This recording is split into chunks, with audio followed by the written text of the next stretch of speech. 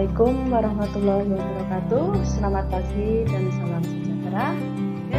Pertemuan kali ini yaitu pada bab 4 ketemu lagi sama Bu Umi Jayati SPD dan Ibu Yustrina Aprilina SPD akan menyampaikan video pembelajaran yaitu bab 4 perubahan masyarakat Indonesia pada masa penjajahan dan tumbuhnya semangat kebangsaan.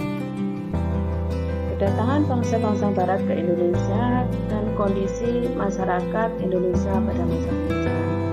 Adapun tujuan pembelajaran dalam video ini yang pertama adalah siswa mampu menyebutkan latar belakang kedatangan bangsa-bangsa Barat ke Indonesia. Yang kedua, siswa mampu mendeskripsikan proses kedatangan bangsa-bangsa Barat ke Indonesia. Yang ketiga, siswa mampu mendeskripsikan kondisi masyarakat Indonesia pada masa penjajahan. Adapun latar belakang kedatangan bangsa Barat, yang pertama adalah daya tarik Indonesia bagi bangsa Barat yaitu rempah-rempah atau beraneka rempah-rempah yang dimiliki bangsa Barat. Rempah-rempah yang dimiliki bangsa Indonesia itu merupakan daya tarik bangsa Barat. Yang kedua adalah semboyan Triji. Triji yang pertama adalah glory. Glory artinya menjajah atau menguasai bangsa yang didatanginya atau menjajah.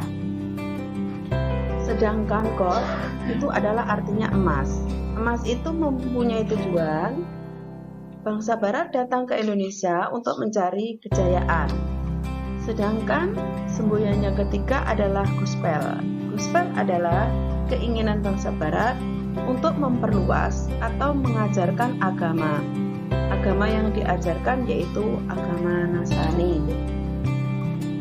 Kemudian latar belakang yang ketiga adalah revolusi industri. Revolusi industri ini sebagian besar bangsa Barat datang ke Indonesia yaitu untuk mencari bahan baku untuk industri dan dengan harga yang murah, dan selain itu bangsa Barat datang ke Indonesia juga untuk memasarkan hasil industrinya. Kemudian di sini ada ilustrasi rute kedatangannya bangsa Belanda ke Indonesia atau bangsa Barat ke Indonesia. Yang dilakukan oleh Bartolomeo Dias berlayar menyisiri pantai Afrika, kemudian singgah ke India yang dipimpin oleh Alfonso de Albuquerque, tetapi tidak berhasil. Kemudian Alfonso de Albuquerque berhasil menguasai Malaka dan negara Myanmar. Selanjutnya menjalin hubungan dengan Maluku pada tahun 1512. Kemudian berhasil menguasai Maluku dipimpin oleh Antonio de Albuquerque dan Francisco Serrao.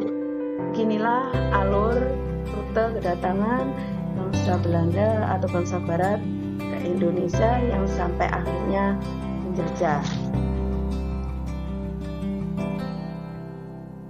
Kemudian kedatangan bangsa-bangsa Barat ke Indonesia meliputi yang pertama adalah Portugis. Portugis datang ke Indonesia yaitu di daerah Maluku pada tahun 1486 dipimpin oleh Alfonso de Albuquerque, berhasil menguasai Malaka dan Myanmar pada tahun 1511. Selanjutnya Portugis sampai ke Maluku dipimpin oleh Antonio de Albuquerque dan Francisco. Kemudian kedatangan bangsa Barat yang berikutnya adalah Inggris. Inggris datang ke Indonesia pada abad ke-19, menduduki wilayah Jawa Barat yaitu Bogor, dan di Maluku dipimpin oleh Thomas Raffles. Kedatangan bangsa Barat yang berikutnya adalah Belanda. Belanda datang ke Indonesia menguasai wilayah sebagai berikut. Pertama kali datang ke Indonesia pada tahun 1873 di Aceh. Kemudian pada tahun 1822 di Pulau Jawa, dan kemudian di Maluku pada tahun 1817, dan di Banjarmasin pada tahun 1859. Dan Belanda hampir menduduki wilayah di seluruh Indonesia. Kemudian untuk kondisi masyarakat Indonesia pada masa penjajahan, pengaruh yang pertama adalah pengaruh monopoli dalam perdagangan. Monopoli perdagangan merupakan penguasaan pasar yang dilakukan oleh Belanda untuk memonopoli rempah-rempah di Indonesia dengan sebutan kongsi dagangnya, yaitu VOC. Kemudian pengaruh bagi masyarakat Indonesia yang kedua adalah kebijakan kerja paksa.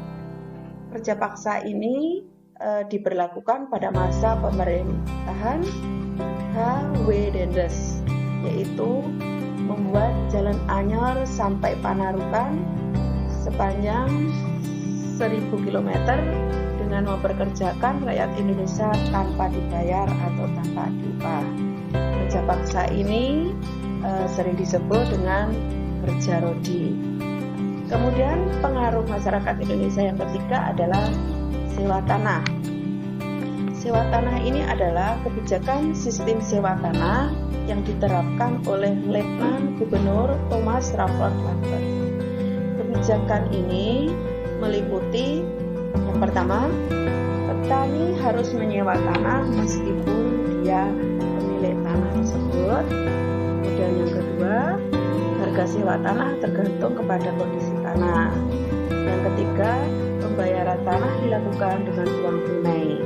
Yang keempat, bagi yang tidak memiliki tanah dikenakan pajak kepala. Pajak kepala ini maksudnya adalah pajak yang dibebankan kepada penduduk pribumi dihitung berdasarkan anggota keluarganya. Kemudian kondisi atau pengaruhnya masyarakat Indonesia yang keempat, sistem tanam paksa atau kultur stersa. Kebijakan ini diterapkan oleh Johannes van den Bosch.